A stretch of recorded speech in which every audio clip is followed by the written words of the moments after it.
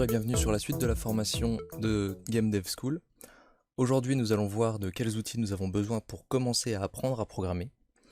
Nous allons donc apprendre à utiliser le langage du Lua, qui est un langage interprété.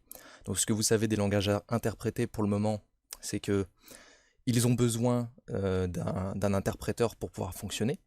Et donc du coup là, vous devez vous dire de manière assez naturelle que on aura besoin de deux logiciels afin de faire marcher le Lua.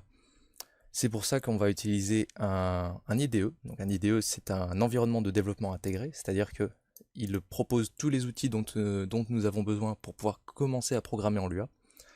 Et l'outil que j'ai choisi, c'est ZeroBrain Studio, parce que cet outil vous permet non seulement de vous fournir un environnement dans lequel vous pouvez taper votre code, donc comme vous pouvez le voir juste ici, ça ressemble à ça.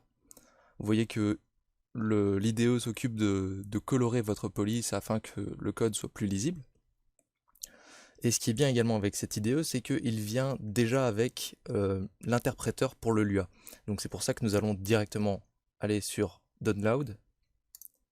Une fois sur Download, il vous propose de payer ce que vous voulez pour soutenir le projet. Donc vous n'êtes pas obligé vu que c'est un logiciel gratuit. Donc si vous ne voulez pas payer, vous cliquez sur Take me to the download page this time. Voilà.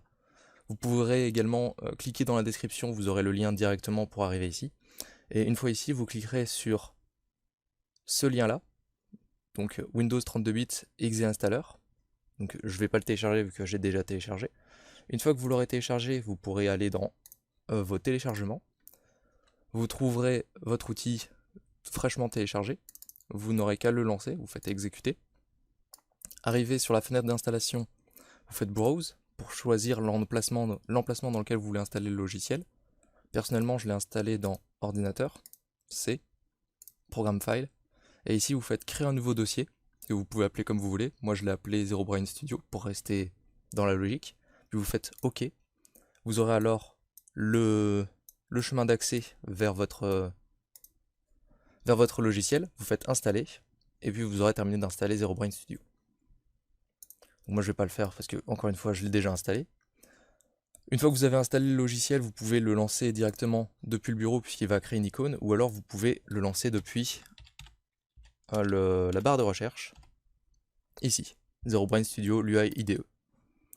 Une fois que vous lancez le logiciel, vous vous retrouverez face à une fenêtre qui ressemble à peu près à ça, et le logiciel est en anglais, donc il faut changer la langue. Donc pour faire ça, vous allez dans Edit, Préférences, et vous allez sur Settings System. Ici, vous allez taper, vous faites un petit espace pour quitter ici, vous allez jusqu'à la 6e ou 5e ligne, comme vous voulez, et vous tapez Language, donc en anglais. Il faut pas oublier le U après le G, parce que c'est pas comme en français. Vous faites un espace, vous tapez égal, vous faites un autre espace, vous ouvrez les guillemets, vous tapez FR, et vous fermez les guillemets. Donc ce que ça fait, ça demande en fait au logiciel de choisir la langue française. FR c'est pour français. Vous faites ensuite CTRL S pour enregistrer, ou alors vous allez sur la disquette. Puis vous pouvez fermer le logiciel, le relancer, et maintenant comme vous pouvez le voir, le logiciel est en français. Donc, par contre, nous sommes sur l'architecture de projet de base, c'est pas forcément quelque chose que l'on souhaite, parce qu'on voit que ZeroBrain Studio nous a déjà créé beaucoup de fichiers, c'est pas forcément très utile pour apprendre à programmer. Donc ce que nous allons faire, c'est nous allons aller dans Projet, Répertoire de projet, Choisir.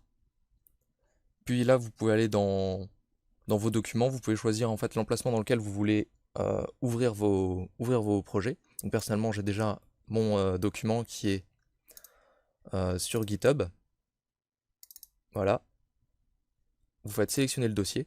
Puis là, vous récupérez tous les données dans tout ce qu'il y a dans votre dossier. Donc pour l'instant, j'ai déjà des exercices et tout ce qui est en lien avec GitHub. Donc vous, normalement, si vous créez un nouveau dossier, vous n'aurez rien du tout. Et donc là, on va pouvoir tester immédiatement si le logiciel fonctionne. Donc pour faire ça, on va aller dans Projet, Interpréteur Lua. Donc comme vous le voyez, on a bien l'interpréteur. Et vous vous assurez bien que ce qui est coché, c'est Lua, celui qui est juste en dessous de Love. Donc Lua tout simplement. Une fois que vous avez sélectionné ça, vous allez enregistrer ce fichier-là. que vous allez appeler comme vous voulez. Donc on peut l'appeler mon premier logiciel .lua.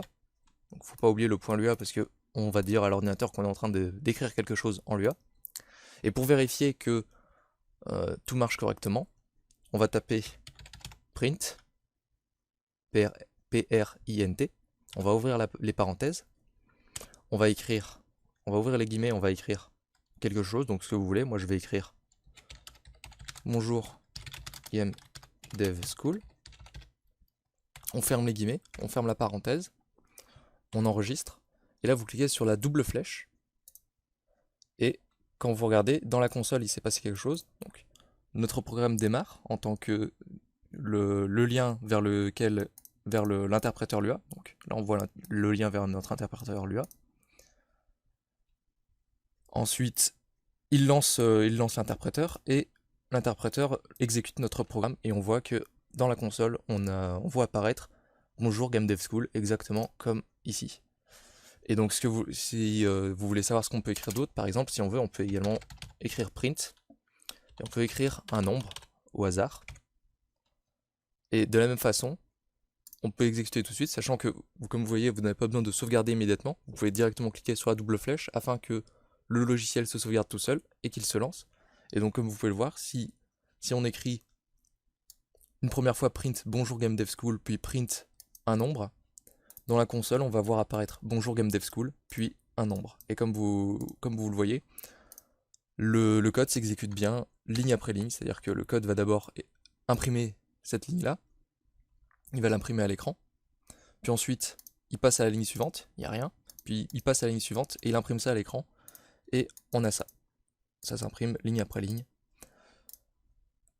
Et voilà, c'est tout pour notre cours concernant l'installation des logiciels. Dans notre prochain cours, nous verrons comment marchent les variables. Donc nous travaillerons sur les variables et je vais vous expliquer ce que c'est et vous comprendrez très facilement comment utiliser une variable.